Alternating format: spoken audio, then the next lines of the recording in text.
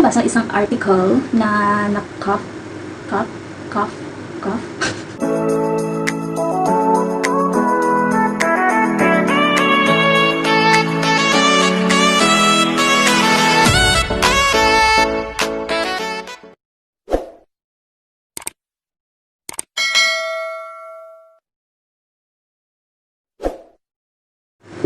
Hello everyone, welcome back to my channel. This is French So, ayan guys, kung bago ka pa lang, don't forget to like, share, and subscribe, and please click the notification bell para always ang update kapag may bago akong video. Nakuha ng aking atensyon and I got interested about this article and then nabasa ko siya and I just want to share with you guys what I read for this article. So, this is the Woman's World. Isang doktor na nag-share ng infertility alert. So, if you want to know more, just keep on watching. Infertility alert. Okay, here are 14 signs you might have difficulty getting pregnant. So, Englishan tayo today. So, kung mabasa ng English, kayo na mag-adjust. Infertility is determined by the period of time that you've been unsuccessful in getting pregnant. If you have been trying unsuccessful for 6 months to a year, your doctor may declare you infertile. Tama ba? Tama ba yung pronunciation ko? Tingnan mo. Okay. If you're trying to start a family quickly, surely no one wants to try conceiving. Itong tayo. Conceiving for then long before reality sinks in. So, ito siya guys, nagbabasa ako. Here is a list of indicators that may suggest infertility. If any of these apply to you, then waste no time in speaking to your doctor about what you can do. Whether you want to have children or not, signs of infertility should not be ignored as they always tend to affect your overall health. So there are 14 signs of difficulty of getting pregnant. Number 1 is irregular periods. So actually, number 1 is irregular periods. As a teenager, irregular periods are normal as the body is still adjusting to these cycles. There are various reasons of irregular periods. Polycystic ovarian syndrome or PCOS and ovulation-related infertility. Other possibilities include low ovarian severes, yung mababa yung mattress mo, ganyan. Yung may thyroid dysfunction, being over or underweight, over-exercising, and others. Number 2. Unusual painful periods. Painful periods are common siya guys. So, I'm one of it. But if you're frequently having to take time off to stay in bed and agony, it may be a sign of endometriosis. Search nyo lang guys kung ano yung endometriosis kasi hindi ko siya ni-search. Basta lang binasa ko lang siya dito. This condition occurs when the lining of your uterus grows outside of it. In effect to have a fertile woman, according to the American Society of Reproductive Medicine, hormonal birth control pills are one very common treatment. Tama guys. It is not normal for period pain to interfere with your ability to live comfortably. And then number 3, weight problems. Being overweight can lead to trouble conceiving. In fact, obesity may be one of the most common causes of preventable infertility.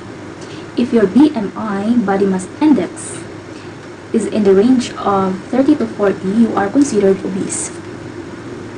As reproductive hormones can be stored in body fat, it confuses the area of your brain that regulates your ovaries. If you're worried that your weight could lower the odds of conceiving, studies have found that this problem can be severe by losing 5 to 10% of your weight, which will jumpstart ovulation. Minsan talaga, hirap intindihin pag English. Basta, kapag overweight ka, pag sobrang taba ka, nagkakapos din yun ng difficulty of getting pregnant. Okay, number 4. Frequent miscarriages. Okay. Even when you do have the ability to get pregnant, there is still a risk of miscarriages. Women who experience frequent miscarriages need help with their pregnancies. Miscarriages occurs in nearly 20% of pregnancies. However, recurrent miscarriage is not a common condition. If you've had 2 successive miscarriages, it's time to talk to a doctor. Number 5. Chronic illnesses. So what is chronic illnesses? Chronic disease include the treatments involved are linked to fertility problems. For example, diabetes, untreated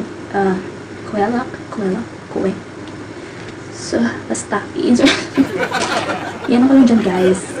Celiac disease. And hypothyroidism can increase your risk of infertility.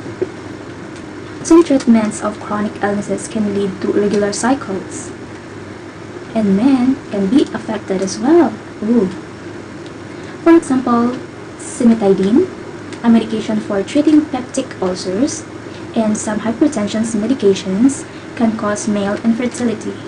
Ang difficulty ng bubuntis ng isang babae ay hindi lang problema ng babae, may cause din na problema sa lalaki. So, much better na dalawa kayong mag-asawang pa-check sa doktor para mas sure. Evidence number 6. Your hands and feet are cold all the time. If you have to wear socks and gloves at home to keep warm in our hot weather, that's not a good sign. Get your thyroid hormone levels checked because cold feet and hands are an indicator of hypothyroidism that can cause irregular ovulation and affect your menstrual cycle. A blood test will tell you if your thyroid hormone levels are normal or not. So, much better na always tayo magpapa-blood test kung gusto niyo talagang magkaanak.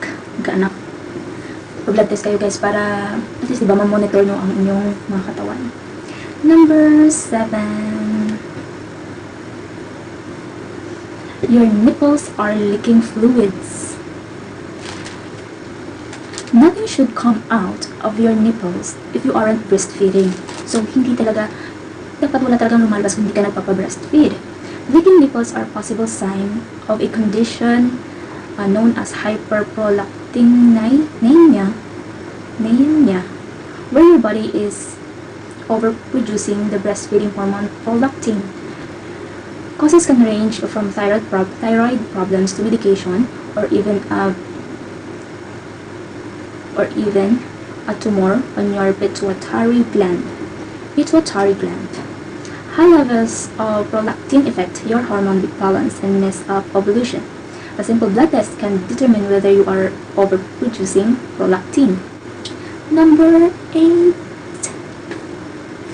Your growing hair on your face.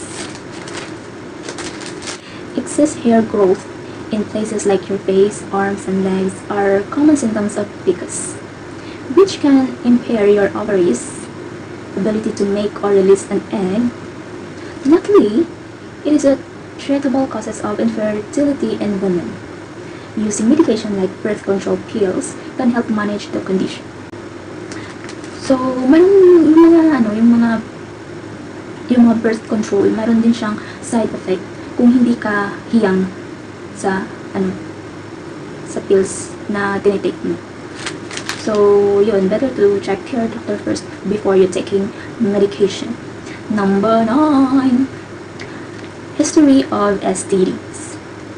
What is STDs? Sexually transmitted disease, STDs, like chlamydia and gonorrhea.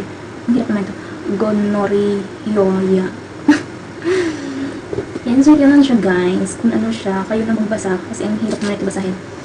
Can cause infertility. Ayun. The infection and inflammation can create blockage in the fallopian tubes, making pregnancy impossible or increasing the risk of an ectopic pregnancy. Don't often cause noticeable symptoms in women, so it's important to get screened for STDs and not allow disease to silently destroy your reproductive organs. So, number 10. Smoking and alcohol habits. No. Tigil mo na yan. Gusto mo magkaanak, itigil mo yan. Heavy smoking and alcohol speed up the process of ovarian aging, causes menopause to happen earlier. Quitting and taking up healthier habits can severe some of the damage. So, see? Number 11. Heavy exposure to toxic chemicals at work. Occupations that have high exposure to toxic chemicals like farmers, painters, varnishers, metal workers, and welders have all been found to be at risk for reduced fertility and lower sperm counts. So, number 11 pala ay para sa mga men, para sa mga lalaki. Kapag ang babae, kung gusto mong buntis, magpahinga ka. Hindi lang sa babae, pati sa lalaki. Kailangan yung lalaki healthy din. If your job involves toxic chemicals, contact, or high heat condition, or high heat conditions, you may need to change job if you're trying to start a family. Yeah. Number 12. High temperatures. High temperatures are not good for sperm counts. High temperatures are not good to sperm counts, nor is restrictive clothing. Other sources of sperm troubling heat include prolonged sitting periods with your legs together, having a laptop on your lap, and hot tubs. Kailangan pala, nagkakalas din pala ng sperm yung lalaki kapag laging hot object yung kanyang hinahawakan o nakakontak sa kanyang body. The negative effect to heat are reversible in most causes. Removing heat exposure can improve sperm motility. So, kailangan ipalayo yung mga maiinit dyan. Less cellphone, less laptop, less hot bath. Huwag kayong maging hot boys. Kapag lang. Okay, number 13. Older than 35 years. Female and male fertility declines with age. The chances of infertility increase once a woman hits 35 and continues to grow over time. A 30-year-old woman has a 20% chance to conceiving in any 1 month, but a 40-year-old woman only has a 5% chance. Women over 35 are also more likely to experience miscarriages and to have babies with a congenital disease. Okay. So number 14, the last part. Partner infertility. So what is the partner infertility? It takes two to tango, and you might not be the only one or even the one with fertility issues. Infertility isn't as obvious in men, and there are not many symptoms except perhaps for erectile dysfunction and weight issues. So dapat regular exercise and healthy diet. Men with a BMI below 20 may be at risk for lower sperm concentration and sperm counts, while obese men have been found to have lower levels of testosterone and lower sperm counts. The only way to know for sure is to take a fertility test. So, yun guys. Nahirapan ako magbasa ng mga words na ang hirap. We're not perfect. So, I'm not the only one. Kailangan natin siya munang i-research kung ano yung pronunciation ng words na yun. So, by the way, ayun guys. So, dapat mag-fertility test kayong dalawa. Blood test regular para ma-develop. Pero wala namang puntang advice to. So yun guys, kailangan maging healthy lang kayo. Kung may ganito kayong mga problem, so dapat alert kayo, pa-check kayo sa inyong doktor kung gusto niyo talagang magkaroon ng isang buong pamilya. Isang pamilya mag-start, isang family. And so dapat healthy kayong mag-asa. So yun guys, sana may natutunan kayo sa video na to. Kahit yung mga ibang words ay hindi ko siya direct mabasa kasi hindi ko siya ginugel kung ano yung mabasa niya. Yung hindi ako nagpe-pretend na alam ko. Diba? So, yun guys, that's it for this video. Sana ay may natutunan kayo. At, ayun. Thank you guys for watching and see you soon in this video. Jat more.